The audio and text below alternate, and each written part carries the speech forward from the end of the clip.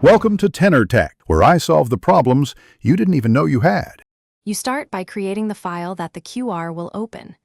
Record your speaker audio, export as MP3 or AAC at 128 kbps to keep size reasonable.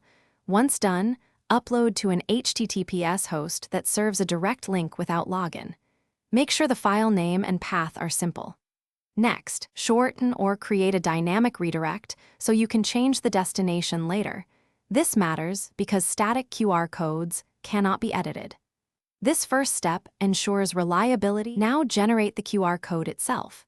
Choose a generator that supports dynamic URLs and HTTPS.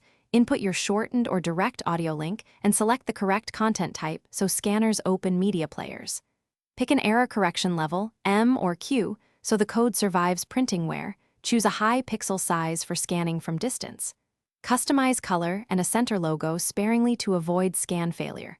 Once created, download both PNG and vector versions for print or digital use.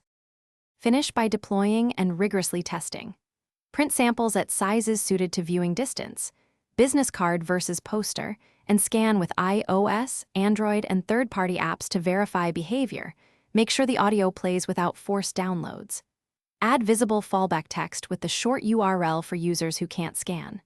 If something goes wrong, check HTTPS, redirect rules, and CORS responses on the host. Broken redirects or blocked cross-origin requests are the most common failures to fix quickly.